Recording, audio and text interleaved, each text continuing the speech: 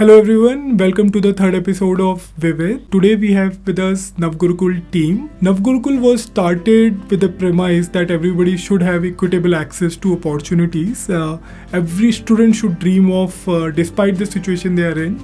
NavGurukul right now has around 10 campuses across India. They have placed around 900 students and they are in their 8th year of operations. And we have with us today Nidhi and Shweta. Nidhi is a co-founder at NavGurukul and Shweta is an alumni and currently right now working with NavGurukul. So my first question to you, Nidhi, normally we see these skilling initiatives, education initiatives started in the not-profit sector, more like transient, like there's some space and they take it up. But really we see a campus-led model, like a heavy campus-led model which requires so much effort, so much resources. So what was the reason behind choosing a campus-led model? If something works, it works from multiple angles. So there are multiple reasons why a residential campus is something that we believe has been phenomenal for the work that we wanted to do for the community that we're working with. First and foremost, if you think about it, NavGurukul works with students who have just finished 10th standard can come to NavGurukul, and within an 18-month program, we get them to a point where they are able to take jobs which are similar to what a tier 2, tier 3 city, BCA or an engineering grad would take. In order to do that kind of a fast learning, 10 plus 2 plus 4 is usually compressed in 18 months, and that too for students who are coming from government school background, so they might actually be carrying some learning debt. For that kind of a deep learning intervention to happen, I think a residential model allows you to go a lot deeper, a lot faster.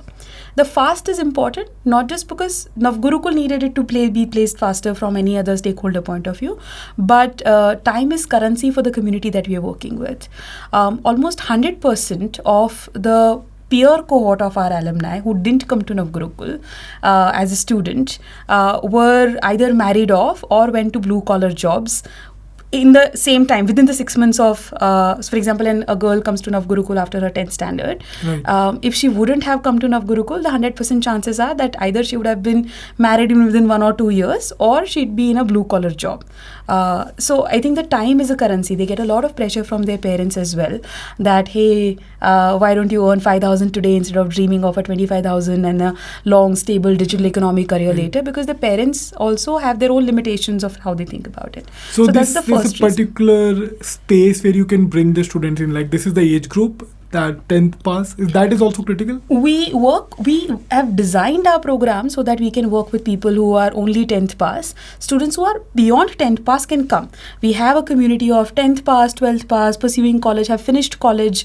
We also have we have seen students who have been 29 years of age, had a child, 5-6 years old, husband passed away, needed to do something with their lives, came to NavGurukul by keeping their child home and stuff like that. So we don't do an upper limit, but we have designed it such that anybody who's just done 10th standard can come to NavGurukul, because if you keep a 12th pass or a college pass, then you're already missing out serving who we actually really want to serve. Right. So that's one reason. But actually there's much more than that, right? Like residential allows you to create a conducive learning environment for these students. It's not always a given that students in their homes would have a very conducive learning environment. There's a lot happening in their homes which could distract them. So if you do a day boarding or a virtual program, to be able to go as deep as needed and focus as much as is needed in order to get the kind of learning outcomes, ambitious learning outcomes that we are talking about. And by the way, I don't think that every student should dream of an aspirational career, but if they do dream of it, then there should be a pathway for it. There's nothing wrong with not being in a computer technology or a digital economic career, but if somebody wants to, there should be a pathway is how we dream about it. Isn't it a big responsibility to take? I'm assuming these students who you're taking, they have never been out of their home, like out of their city also alone. Isn't it a big responsibility to take them from that setup which they have been and suddenly take them to a campus where there are like many similar students, but still they're living alone? It's an independent life in many ways. How does the induction, how does it work? And maybe Shweta, you can sort of guide us on this. Like when you joined NavGurukul, tell us about your journey, the place you came from, which campus you joined, and you were mentioning that initially it was hard for you. Tell me about that journey. Yeah, so I come from Delhi, and from childhood I have been studying in the government schools, and I have missed the exposure. I was the person who was kind of shy and introvert, so I was just living my life. I got to know about the NavGurukul opportunity when I was enrolled with a scholarship program. So this is also one part of the conversation. Like I never burdened my family with any cost on me, any cost they need to spend on me. So then I was like driving my studies with the scholarship which I got. So there, Rishabh, the co-founder, came for explaining about the NavGurukul, what it actually do. So I literally see above and मैंने ऐसे बोला ये opportunity मेरे लिए है क्या. So then I finally got into, I have given the exams, interviews. At that time there were around 6 rounds, and I have cleared all that and finally got selected for this. And then the next challenge was that I need to convince my parents to send me to Bangalore. Now, so my father was first he refused. पहली बार उन्होंने मना कर दिया और उन्होंने बोला कि नहीं, तू कुछ बताती नहीं है, बस तूने ये सेलेक्ट कर लिया and then now you want to go.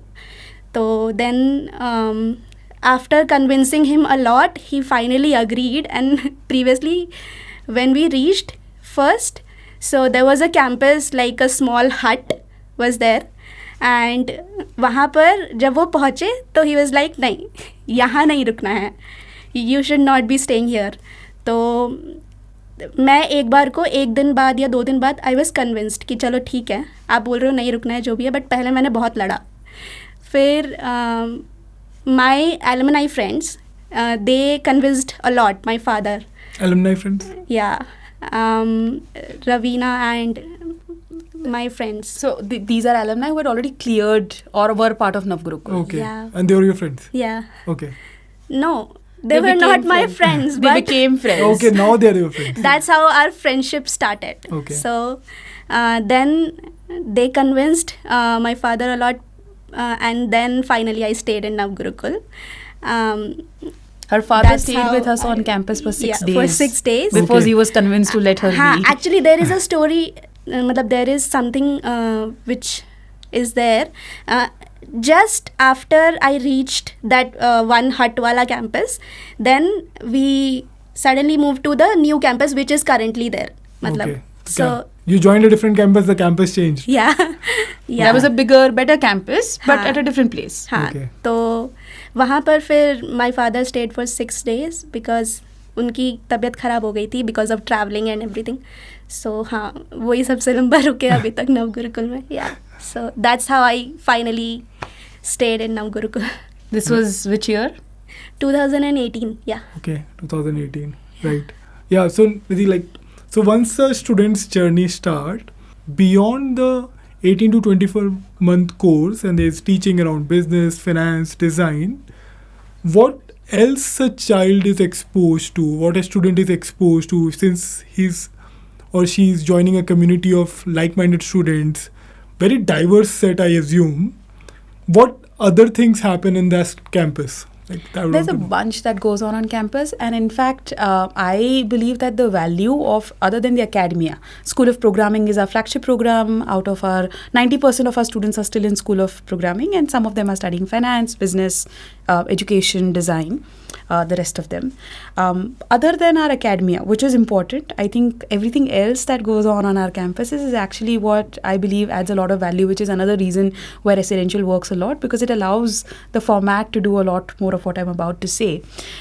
Students, first of all, learn just the language English, right? A lot of students, so there's a campus culture which is very fun design around how do people learn English by being soaked into English. That's the best way to go about it.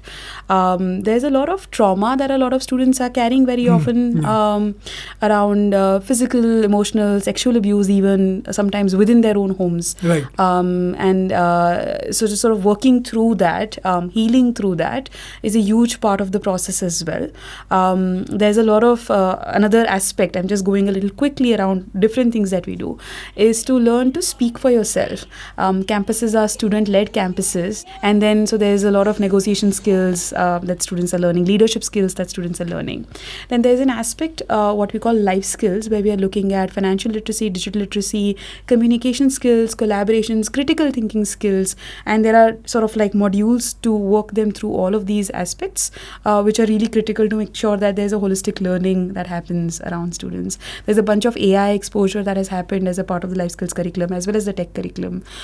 So we believe this whole self-defense training happens on campuses to make sure that girls, right? So we want to make sure that there's a bunch of so right now it's 90% girls, right? About 95, 92, 93% students are, yeah. So Shweta, you tell me, Nidhi just explained, there's many things happening beyond the teaching which happens in a classroom. You tell me your experience, and you're mentioning something before. Yeah. Tell me your experience in your whole journey beyond the classroom, what you learned, how was it, what was you exposed to? Yeah. So as I mentioned, I was an introvert. So when I came to NavGurukul, so at that time मुझे ऐसा लग रहा था कि मैं कौन सी दुनिया में आ गई हूँ. मतलब बाहर जो दुनिया थी जहाँ से मैं आ रही थी, वहाँ पर people usually drag you behind, and मतलब ज़्यादातर ऐसे कंपटीशन, बहुत कॉम्पिटिटिव एनवायरनमेंट है कहीं ना कहीं, और वो कहीं ना कहीं वो आपको कहीं ना कहीं पीछे खींचते हैं, है ना. तो जब इस दुनिया में आई तो वहाँ पर I didn't spoke for 3 days, and there were a lot of people behind me and encouraging me, Shweta, at least speak, at least do something. Finally, at the 3rd day, I spoke when I got familiar a bit around the environment. मुझे काफ़ी लोगों ने support किया, काफ़ी encourage किया, and after that जब मैं बोली ना, तो मैं अभी तक बोल रही हूँ. तो it was something की which was really inspiring. मैं तो ये बोलती हूँ कि NavGurukul is my, even now it is my first home, and where I usually live, that is my second home. Right. और experiences क्या थे beyond? Tell me about your experiences, like what you did extracurricular beyond classrooms. Yeah. What were you exposed to? So I personally like music very much. So I used to sing with Abhishek and usually practice the music, and a lot more team members have joined who have trained me really well in this. I have learned the Carnatic sargams and the Hindustani classical sargams, and also there were a lot of opportunities which you can explore whatever we want to. So for example, if someone have interest in plays, or if someone has interest in public speaking or debate, or there were a lot more areas which were there. So we have explored that as well, which have inbuilt the leadership skill and the confidence in us. So that helped really a lot. Yeah.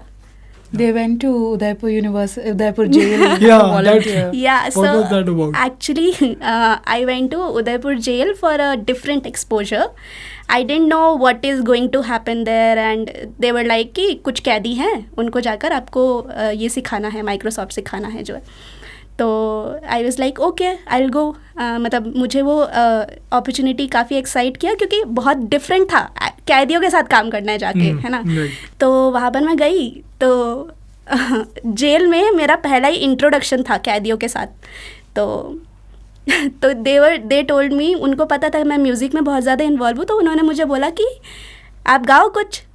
तो मैंने ना वो संदेश से आते हैं गाना है ना, बॉर्डर फिल्म का, तो वो गा दिया. I didn't bothered about the setup कि वो ऐसा होगा, और वहाँ सब कैदी रो पड़े.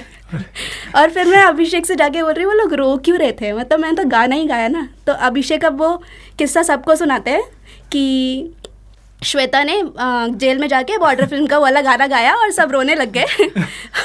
और श्वेता मुझसे बहुत इनोसेंटली आके पूछ रही है कि सब रो क्यों रहे थे ऐसा. तो वो जब भी मुझे टीज करना है तो वो ये किस्सा ज़रूर सुनाते हैं सबको.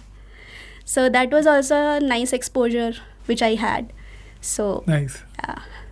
Yeah, Nidhi, like on this, you have written in your blog like campuses should be student-led and spaces of agency, student agency.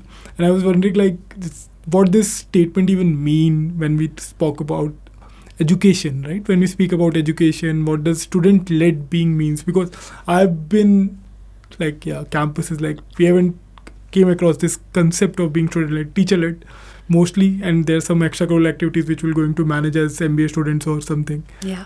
But can you elaborate on this? Yeah, sure. So, for example, usually learning happens that there's a teacher and there's a classroom and there's a fixed time of there's be this period, this is what is taught and this is what is taught. Now, there's a centricity around teacher, right? Like there's a teacher schedule and there's a fixed period that has been set up of time of learning. Learning doesn't happen like that. There's been enough education research for a while now, but somehow I don't think there are any very many spaces where they practice this, where there is true student-led learning that happens. So for example, if you come to NavGurukul on any Tuesday afternoon at 10:30, there's no class that is happening.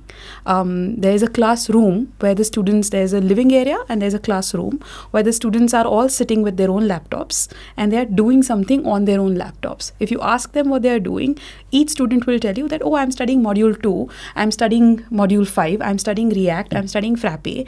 Depending on the journey that they are on, they would have their different, every student comes to NavGurukul and they can take their own time during, we have a tech curriculum, we have a life skills curriculum, and they go through that and they can take their own time.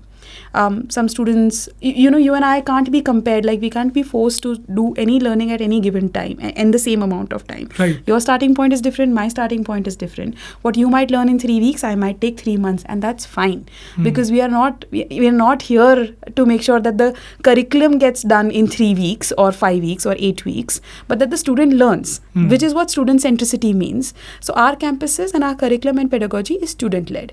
There is a curriculum, there is a content, there is structure, there is a lot of support, peer mentor support. Each student would have a mentor, each student would have a group of other facilitators, they will have facilitators who are supporting them. But the idea is that the student goes through the learning on their own, learns by doing rather than listening. Whoever learned anything by listening to anything, it's by a lot of learning by doing. And there's a lot of different kind of support system and structures and checking mechanisms and pedagogy tools and technology that support this learning to make sure that the student learns at her own pace, but that doesn't mean that they're allowed to be relaxed. There's a lot of effort-based work. They work really hard. We make sure that they're working for about 9-10 hours a day, 6 days a week for all of the time with hardly any leaves.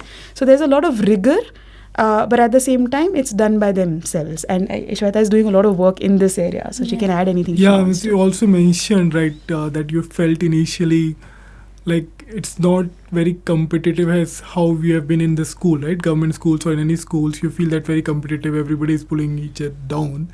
How was it different in NavGurukul campus?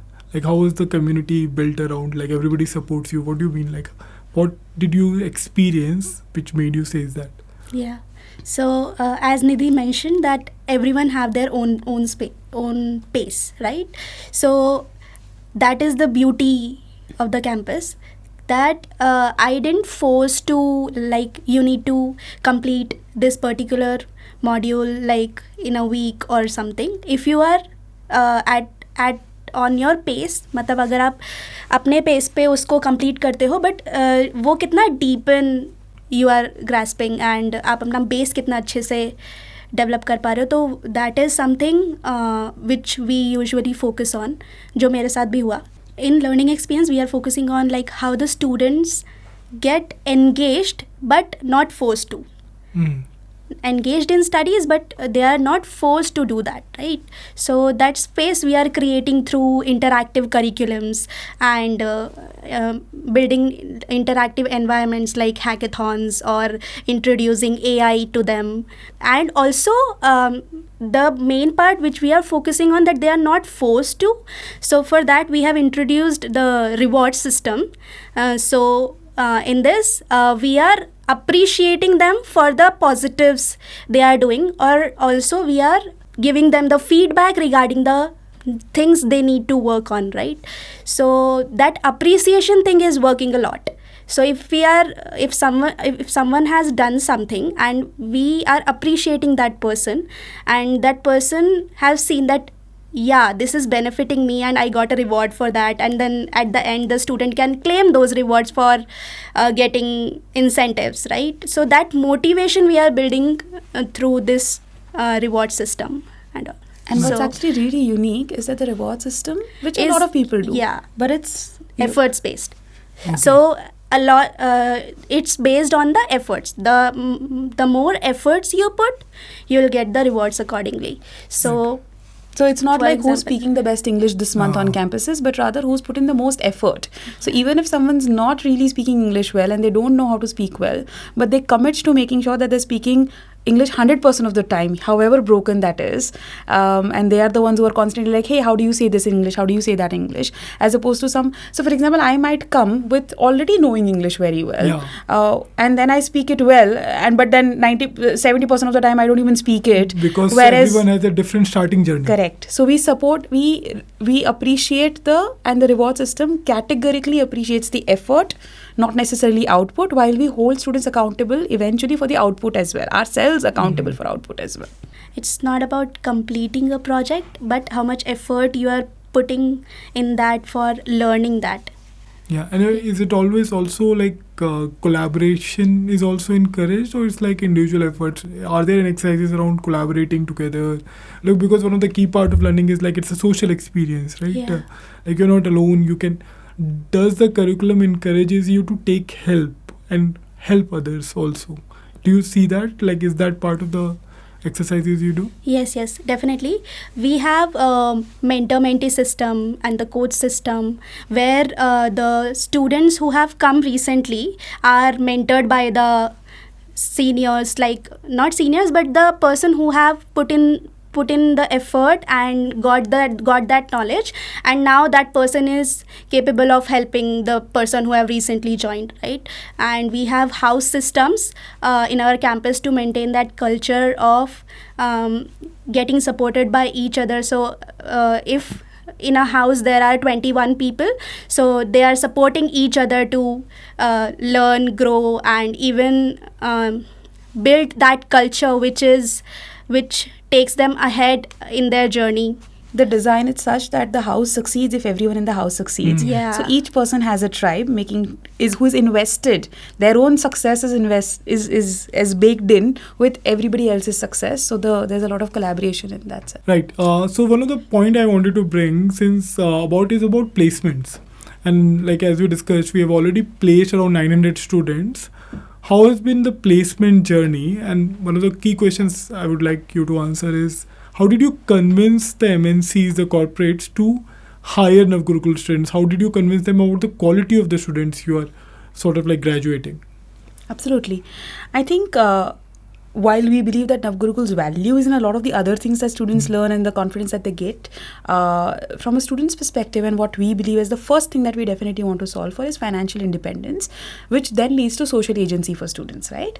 So placements is a huge part. In fact, it's our constant focus. We want to always make sure that our students are placed. So that's a big part of what we do. The placements journey started as like when we were very young. We had early years, very less number of students, people finding out about NavGurukul, and then being like, oh, that's interesting, and we would like to kind of like work with them, and then coming and interact with students and just being interested and inspired to actually hire them right away. So a lot of our placements journey happened very organically by a lot of network supporting and by word of mouth, a lot of people hearing about it. Early managers kind of like helped make sure that, oh, this is a great way to actually hire talent which is sustainable, which is retainable, which doesn't jump around too much, which will be loyal to you, which is hungry to learn, hungry to prove something to the world. So that actually worked a lot, and so there's a lot of word of mouth through which other people found out about NavGurukul as well, and a lot of hiring happened. A big part of our conversation with so MNCs have hired from NavGurukul, small and medium-sized IT services as well as product companies have hired from NavGurukul, as well as NGOs have hired from NavGurukul. So we have a whole bunch of different kind of organizations hiring from NavGurukul. I think for the NGOs as well as the small and medium-sized IT services companies, the big success point for wanting to engage with NavGurukul is that tech talent is hard to come come by for everyone. And the proof of the pudding is in the eating it. So in terms of convincing them, we would constantly tell them that don't take our word for it. Do the evaluations yourself, and evaluate how you would evaluate any other talent that you're trying to hire, and make sure that hire only if this works for you, because it was a very big important for us to make sure that people who hire from us are also putting alumni in roles which are meaty roles, as opposed to being there doing something here and there, but not really in the heart and the action of things, so that they don't get to learn a lot and grow from there on. So the proof, it is really important that the hiring manager is actually making sure that this person is able to do the job that they are able to do, and so that's the big part with these organizations. With MNCs, they are definitely looking to increase a lot of their diversity and equity quotient. But beyond that as well, I think a lot of MNCs, our students have always been able to actually perform at par with tier 2, tier 3 student colleges. So they are also always looking for talent that makes sense. But you have to tell them, you evaluate for yourself. The big convincing is not on hiring NavGurukul alumni but a lot of our alumni don't have degrees. Right. Yeah, so that can be a thing. That's right? a huge advocacy that we end up having to doing.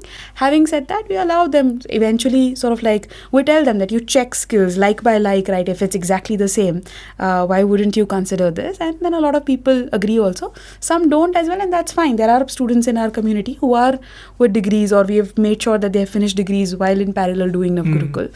So then they goes to those organizations. But a lot of organizations are amenable to be saying, hey, that's actually true. I didn't question why do I need a degree as long as this student is able to do the work. Accenture, for example, changed their global policy to be able to support us and hire from NavGurukul. That is a big win. Literally, they didn't have a portal. Like after they agreed that they want to hire from us, it took them 6 months to hire from us, because they had to create a whole new portal to make sure that somebody who can apply doesn't have any college certificates, because all their applications required college certificates before even first round started. So things like that happen.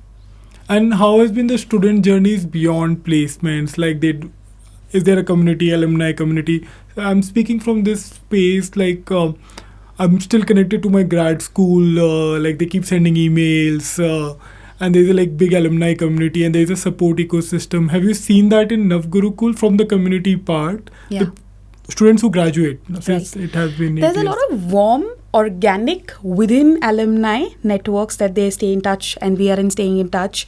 Very often when an alumni goes through an adversity, they definitely, so we have officially told this to every alumni that graduates, and they know this, they can reach out to us. For example, there's a lifetime placement support for our alumni. What that means is that, so for example, we had placed a student in an organization, and that organization had to lay off a lot of people. And our alumni also went through that journey. So they can reach out to NavGurukul again and be like, hey, I want to be considered. So all the other placement opportunities that are currently going on, we would add her name back into it. But doing another check of making sure that her skills are still in place, so it's fair to the organizations as well, to the other students who are competing as well.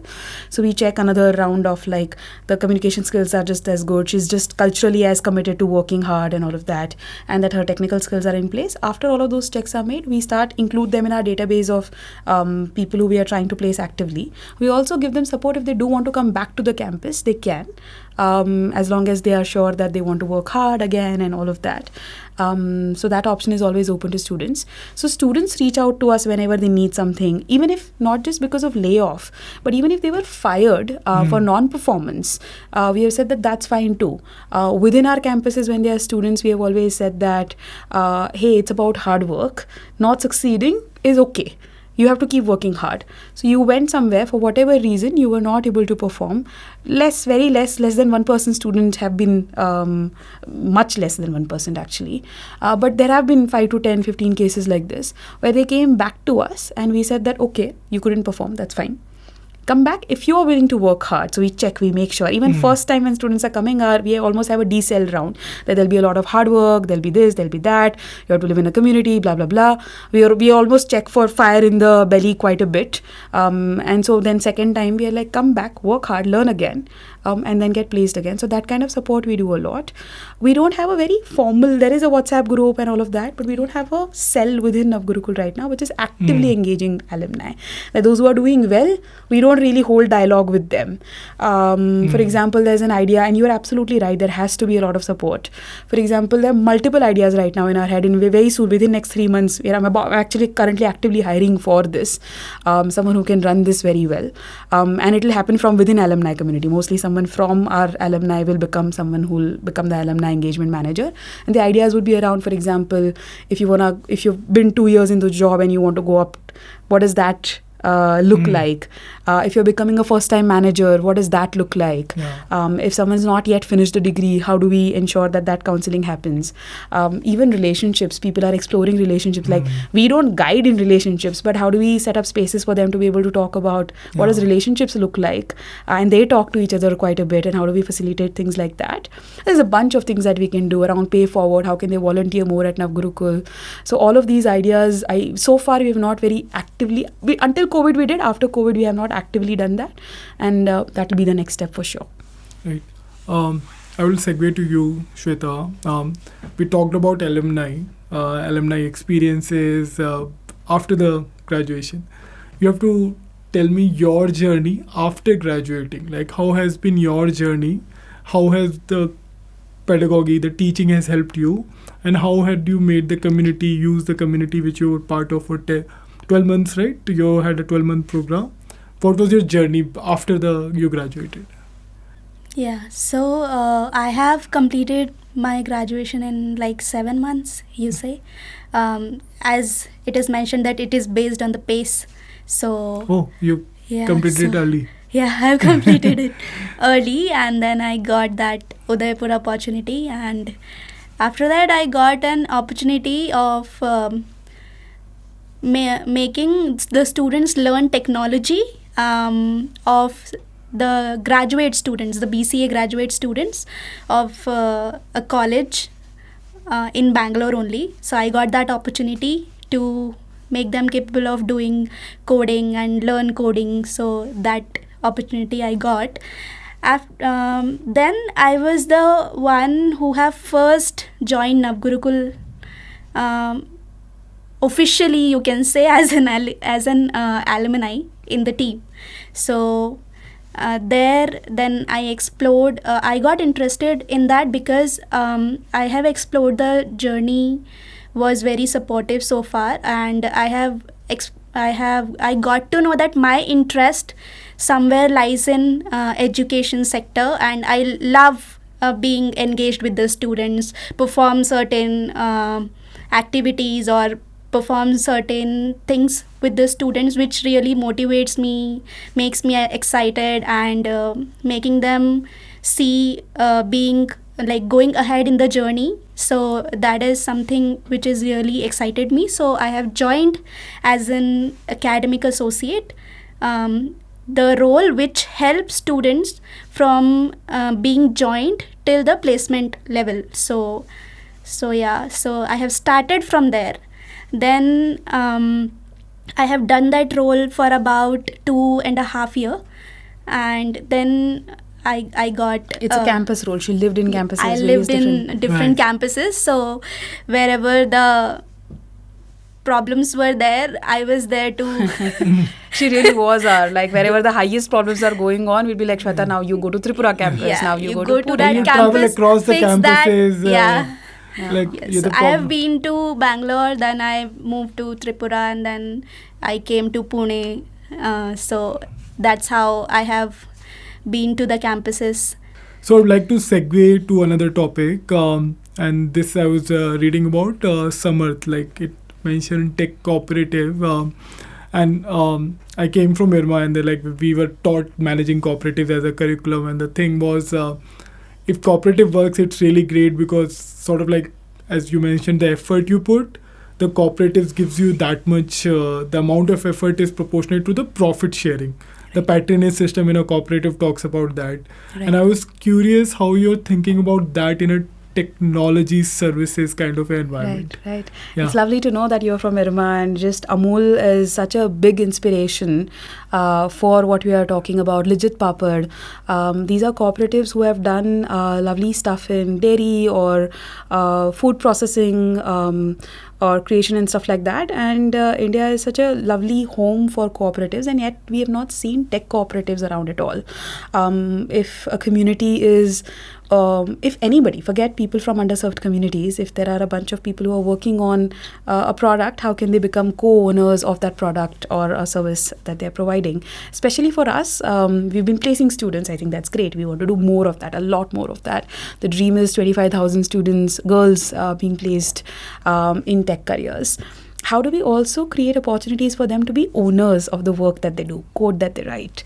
So the idea in Samyarth comes from the simple space that these people can actually take up projects, deliver them, and do it at great quality, extremely competitive pricing, and just make sure that we run a good IT services companies as a tech cooperative and deliver good projects, especially focusing on building a lot of NGO tech as well, and outside as well. We've built projects for for-profit organizations, design organizations already, where we've delivered projects, and the idea is to keep it very, our pricing strategy is very standard, some amount for NGOs and a certain different amount for social enterprises and different amount for profit, very tiered, very standard. We are not looking to say that it's a profit focused organization. It's student led, our alumni led.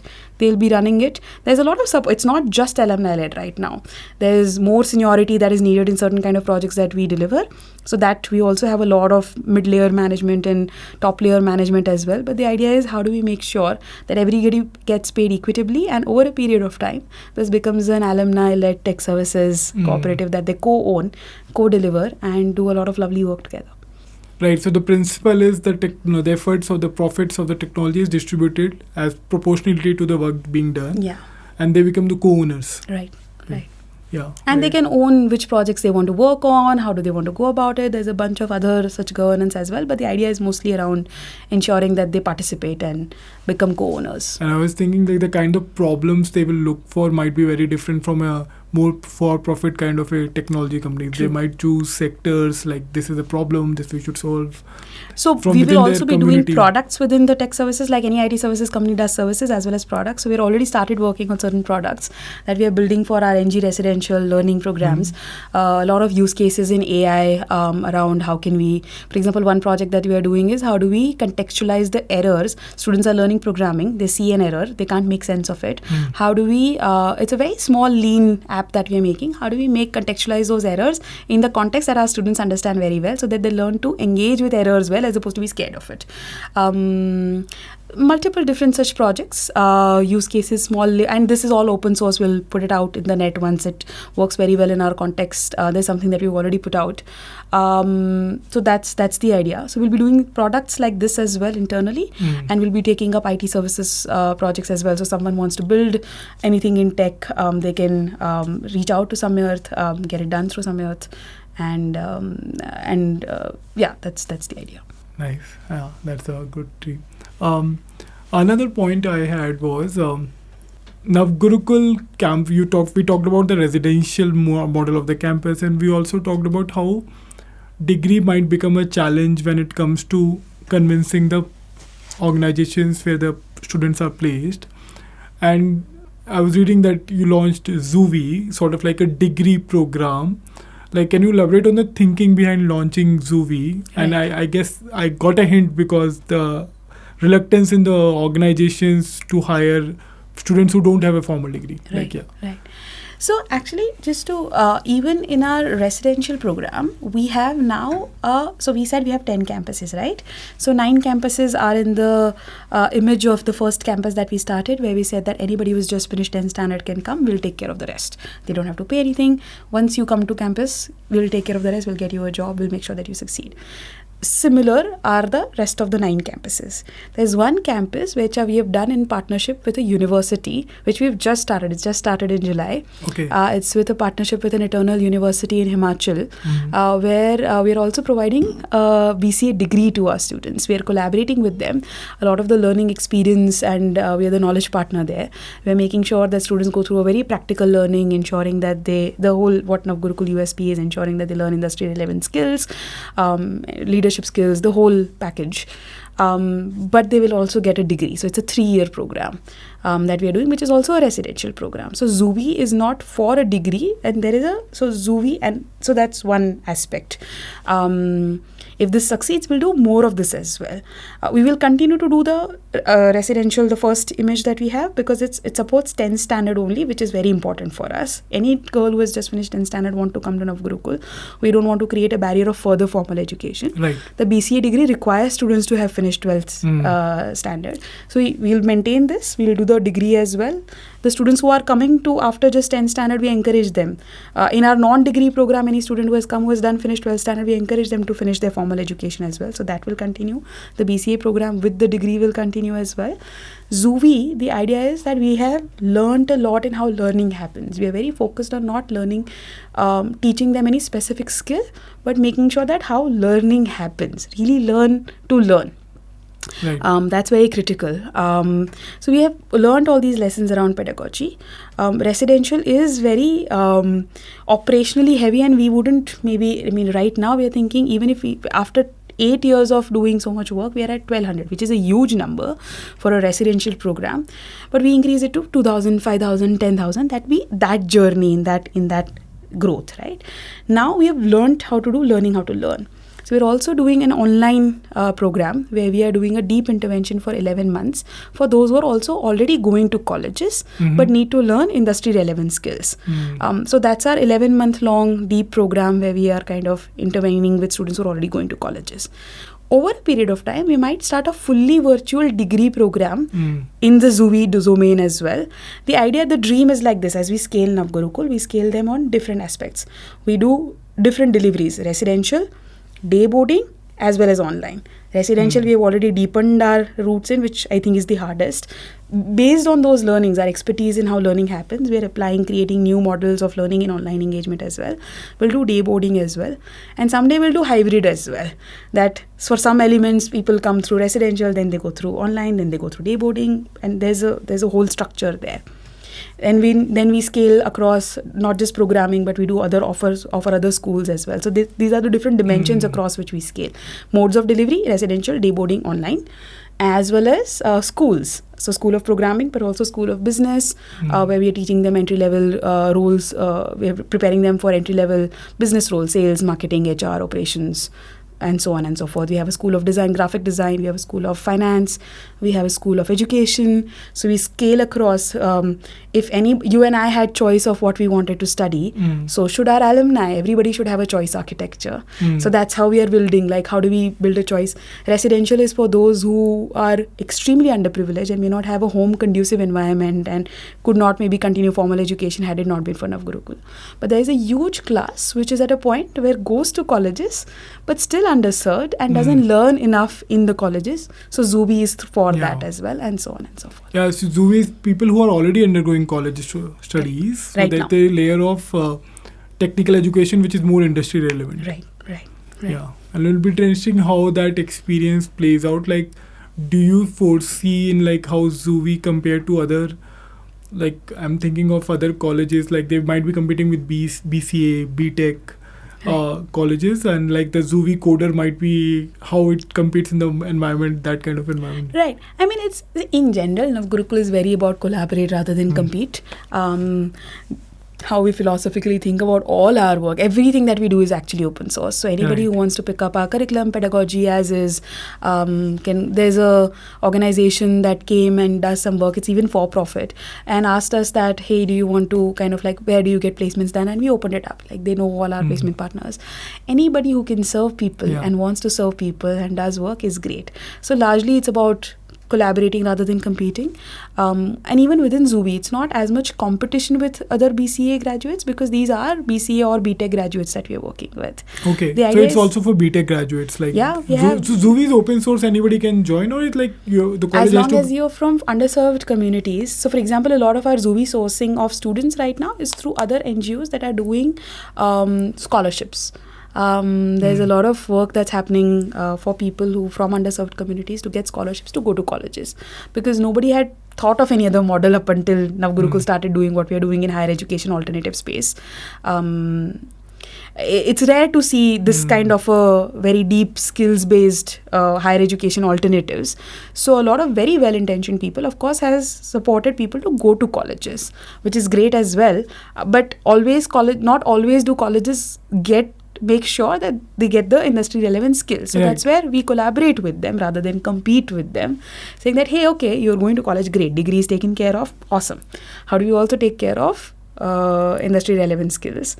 So actually Zuvy has come about because Amazon had a partner, FFE, Foundation for Excellence, big organization, does fantastic work, lot of scholarships. They've made sure that a lot of people graduate from colleges from underserved communities.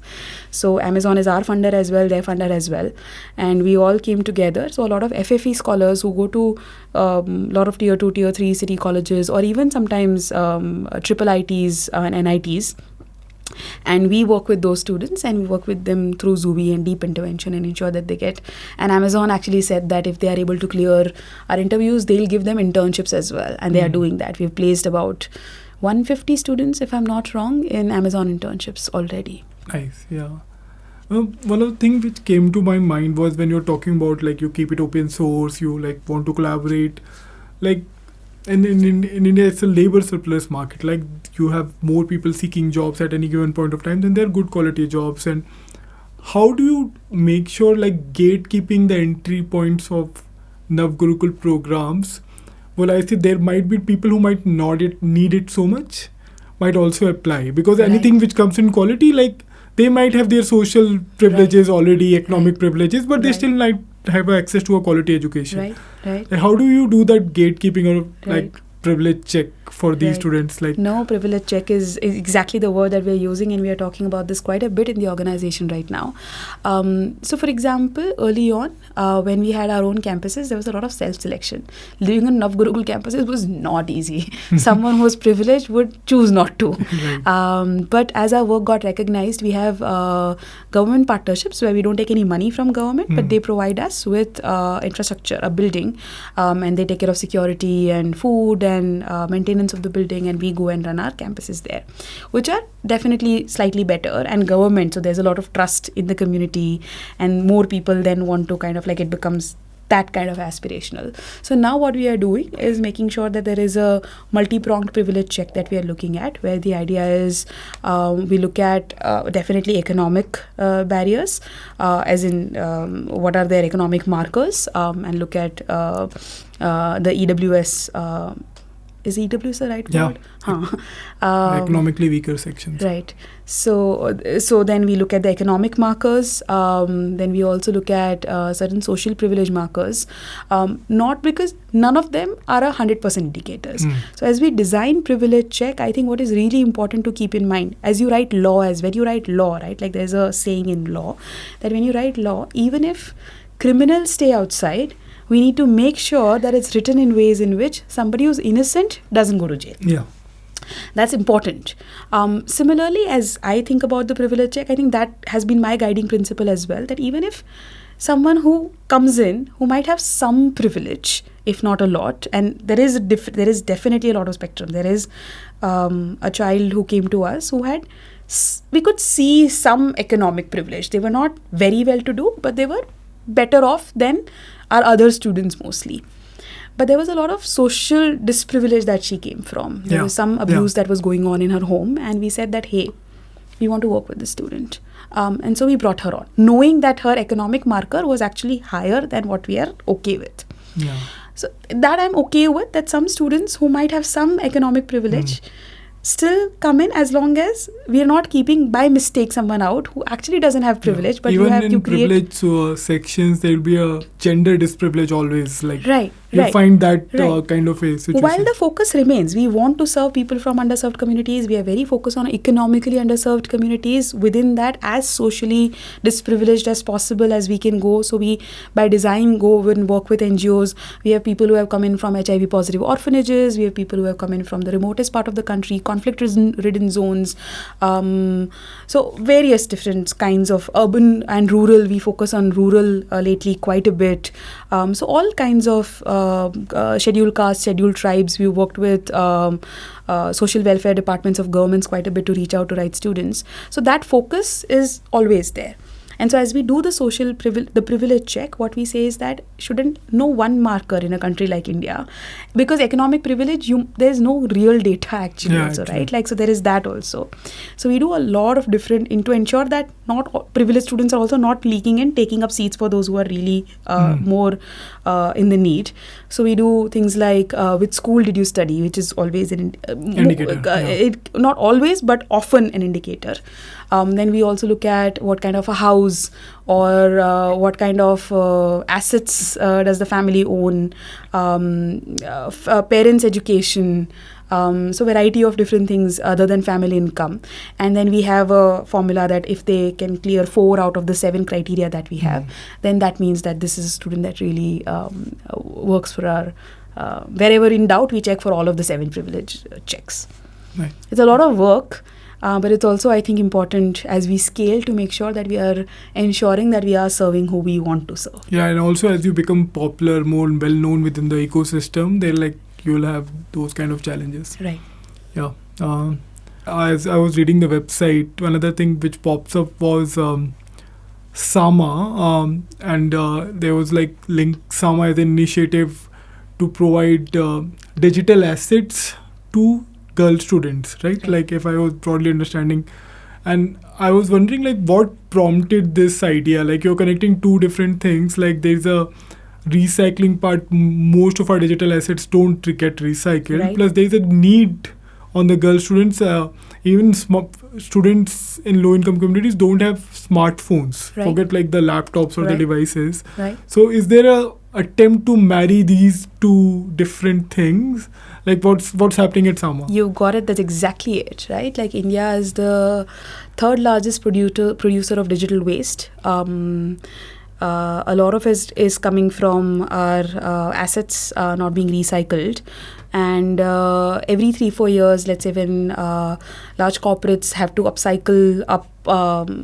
basically up their technology stack, the laptops that they're working on end up getting discarded, and them being recycled and refurbished to make sure that they are usable for learning purposes is very possible. And that's the idea of Sama. We see that as an opportunity.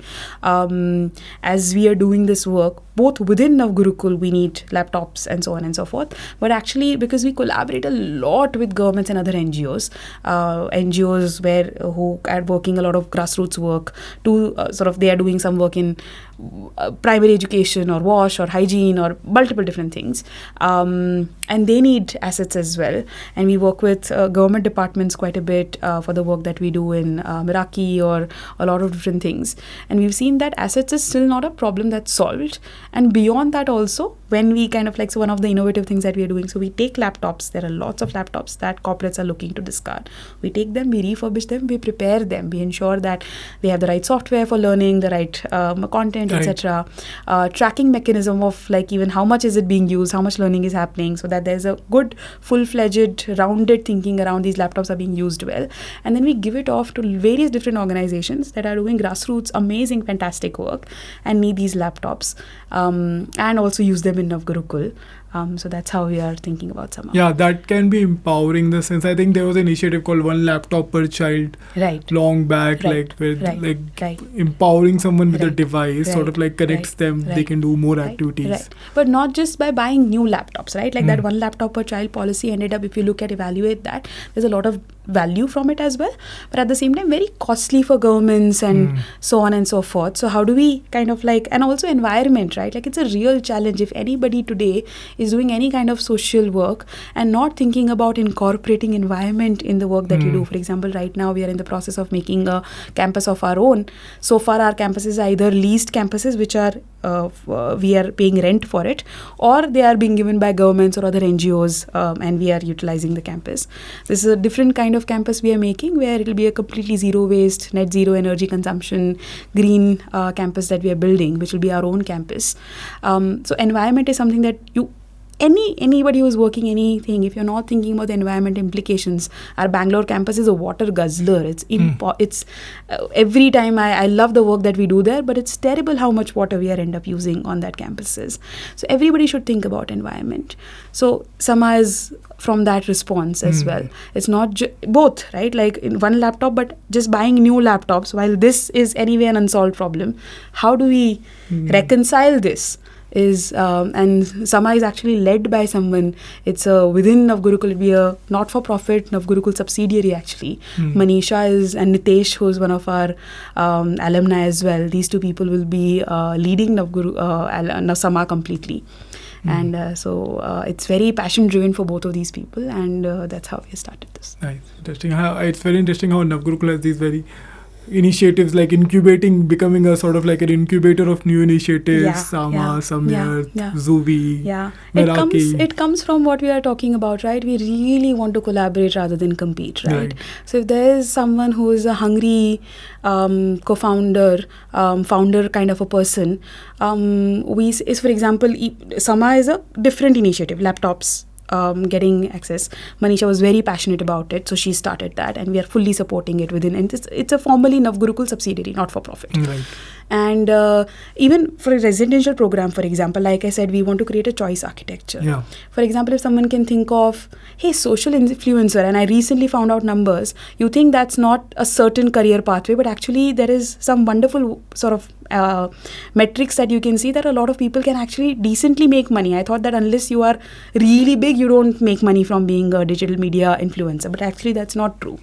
So if someone who really knows how to do that says that I can train 30 students to be like this, and they will go become social influencer, in the hyper local influencing is very big right now, and they will go and do that, and we will support them in that journey. We will train them. We'll also give them some funds to sustain them for the first 6-8 months. You can create almost like a incubator of sorts within that. Instead of us doing that, we want to say anybody who wants to do that program, or law, or even digital, sort of like the early childhood education, these are all things that we believe there's a lot of scope and opportunity. If somebody wants to do social justice, there's a lot to do. If somebody wants to, they have an expertise to do that, they can come and run that in NavGurukul, and we will provide the whole sort of like take care of bringing the students. They run this program, making sure that the support architecture of placements, the fundraise we can take care of. So instead of doing the laundry early on, there's so much laundry work in running an organization. We take care of all of that.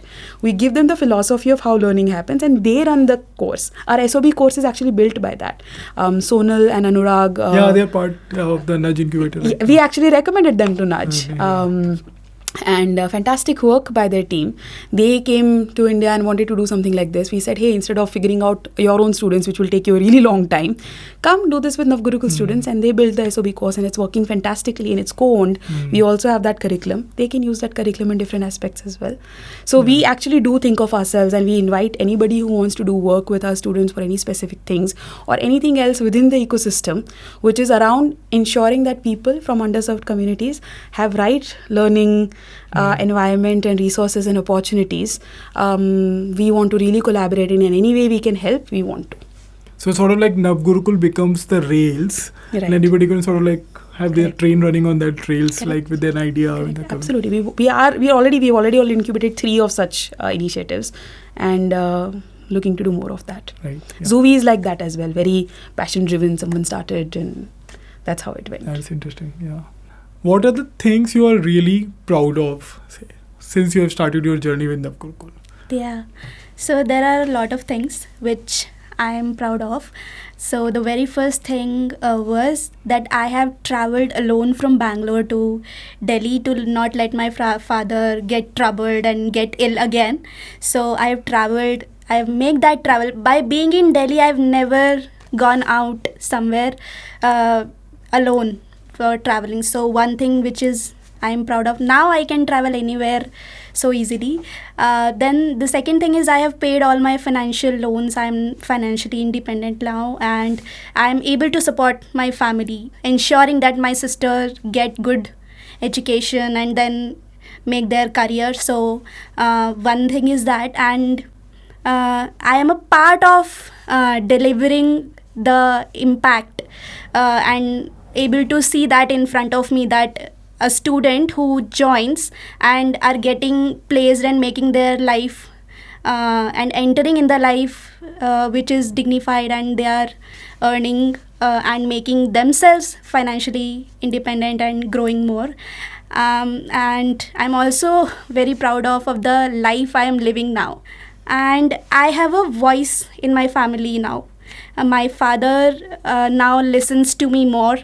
I can stand for my own decisions, or I can also suggest that what is better in the family. If we will do this, then maybe it will result better. So these are the things which I am really proud of, and I think it will add more in future as well.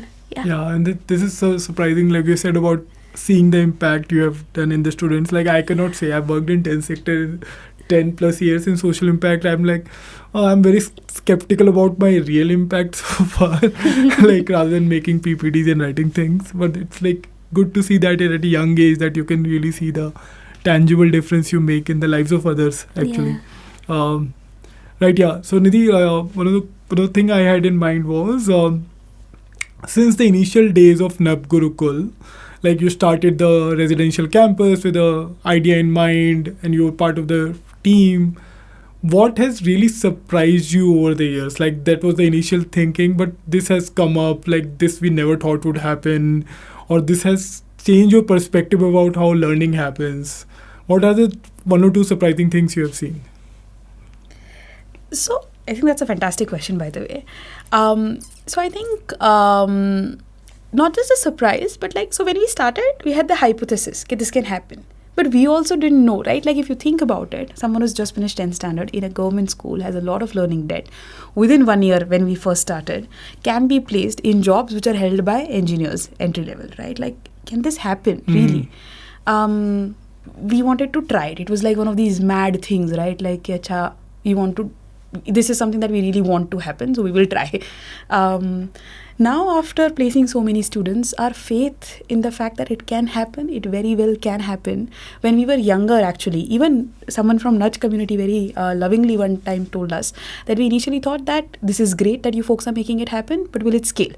It's a founder-led thing that can happen, but can it scale?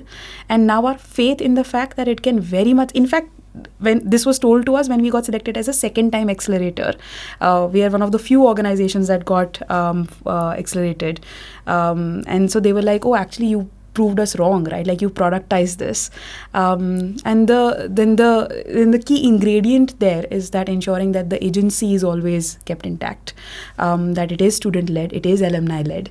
The work that a lot of our alumni like Shweta are doing in ensuring that our campuses run fantastically. Priyanka, Neelam, there are lots of them. I mean, if I name just one or two, it's almost unfair to a lot of others.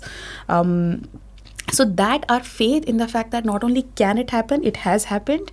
Not only can it happen with a few 10, 20, 100, but that it can happen at 900, 1200 and even beyond. There are systems, processes, people, as long as you keep the right intentioned people in the places and build the right structures, it can happen at massive scale as well. If anybody can learn, everybody can, if you provide them the right kind of resources. That faith has deepened by experiences a lot more rather than just ideas and passion and belief systems at a theoretical level. So that has happened for us for sure. And in fact, with placement partners, we were very unsure if they will recognize it, but they come back to us. A lot of them come back to us. So I just want to end with the world sort of like inviting that, hey, this really can happen. Come, don't believe what I'm saying. Come talk to them, come hire them, come test them out, give them internships, see how much they can do. And people surprise me constantly. Our alumni, we are like, there's this fuzzy problem statement I don't know how to solve, and I keep breaking my head over it, and then this bright idea comes from somewhere. Why don't we ask people? And then we post it somewhere, and then people would have such lovely suggestions and answers from our alumni team, our students even, who would tell us fantastic ways to kind of like creatively solve problems. So if you create a dialogue, you'd surprise how much the community knows how to solve their own problems, and it can very much happen. Right, yeah, that's very interesting. Like, I've seen NavGurukul is like now in not just as incubating and training and mentoring student, but incubating ideas also, like which are becoming ventures in themselves, right? Right. And sort of like it's a space of ideas, and like, and also see three different sets of communities committing Right. together, Yeah. which like always have this safe space, and then Right. you see more and more ideas generating, which Right. surprises you. Right. Yeah. We've engaged corporates, we've engaged governments, we've engaged NGOs, we've engaged deep communities, and unless we succeed in all of these engagements very well, we don't succeed. So that we've been able to try. Yeah, your point about dialogue, having that safe space Yeah. to have a dialogue. Yeah. Great. So we end this episode of Vividh, and I would like to thank both Shweta and Nidhi for coming here and spending time with us. It was really a privilege for me to listen to your voices, listen to your stories, how you have navigated this space. And I'll hope you come back again soon sometime with some new ideas, and we probably get Sama, the Zuvy, the founders together again. Lovely. Thank you. Thank you so much Thank for having you. us here. Thank you. Great.